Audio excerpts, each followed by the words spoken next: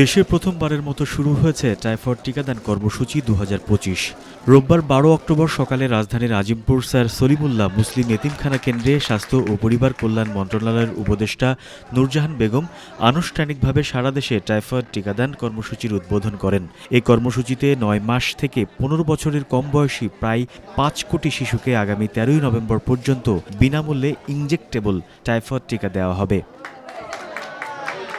বাংলাদেশ সরকারের ইপিআই কর্মসূচির ব্যবস্থাপনায় এই টিকাদান ক্যাম্পেইন ২০২৫ শুরু হয়েছে, যা শিশুদের টাইফয়েড সংক্রমণজনিত অসুস্থতা ও মৃত্যুহার বহুলাংশে হ্রাস করবে বলে জানান আমন্ত্রিত অতিথিরা।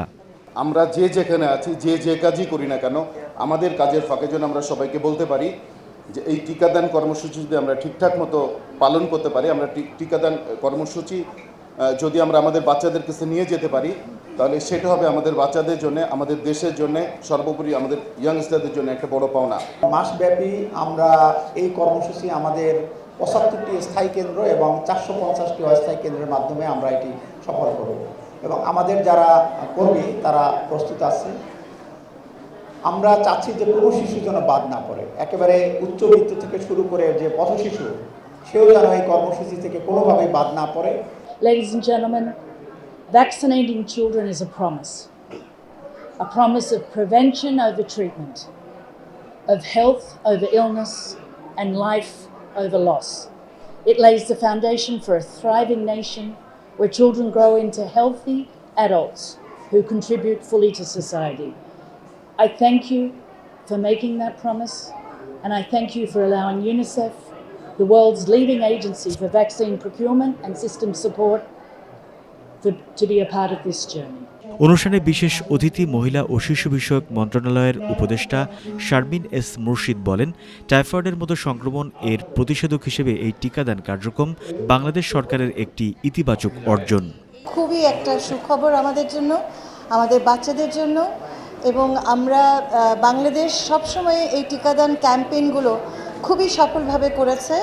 আমি স্বাস্থ্য মন্ত্রণালয়কে অভিনন্দন জানাচ্ছি যে এটা এত বছর পর আমরা এই প্রথমবারের মতো করতে যাচ্ছি। এটাই মূল বিষয়, আমরা সফলভাবে যেন এটা সম্পূর্ণ করতে পারি এই আশা রাখছি।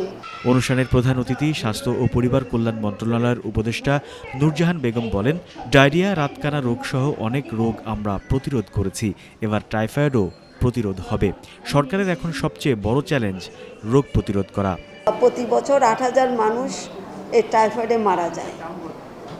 এই যে মানুষগুলি মারা যাচ্ছে, আমরা যদি তাদেরকে বাঁচাতে চাই তাহলে আমাদের এই ভ্যাকসিনের দরকার আছে। এই ভ্যাকসিনটা আমরা এই প্রথমবারের মতো বাংলাদেশে শুরু করতে যাচ্ছি। যাদের বয়স ৯ মাস থেকে ১৫ বছর তাদের সবাইকে আমরা এই ভ্যাকসিনটা দেব। এরপরের পরবর্তীতে প্রায় ২০ লাখ করে আমরা এই ভ্যাকসিনটা দিতে পারবো। আমরা আশা করি সবাই এতে অংশ নেবেন। কাজে আপনাদের কাছে আমার চাওয়া, আমাদের যারা এই কর্মসূচির সাথে জড়িত, যত স্বাস্থ্যকর্মী, যত নার্স, যারা এই কাজের সাথে জড়িত, স্বাস্থ্যের সাথে জড়িত, আমাদের যারা প্রিন্ট মিডিয়া, আমাদের যারা ইলেকট্রনিক মিডিয়া, আমাদের যারা উন্নয়ন সহযোগী, আমরা সবাই আমাদের যার জায়গা থেকে যেন আমরা ক্যাম্পেইনটা করি, যাতে করে প্রত্যেকেই এই ভ্যাকসিনটা নেওয়ার জন্য এগিয়ে আসে। এরপর স্বাস্থ্য ও পরিবার কল্যাণ মন্ত্রণালয়ের উপদেষ্টা নূরজাহান বেগম সারা দেশে টাইফয়েড টিকাদান ক্যাম্পেইন ২০২৫-এর উদ্বোধন করেন। টিকা নিতে আসা শিশু কিশোররাও এই টাইফয়েডের টিকা গ্রহণ করতে পেরে খুশি।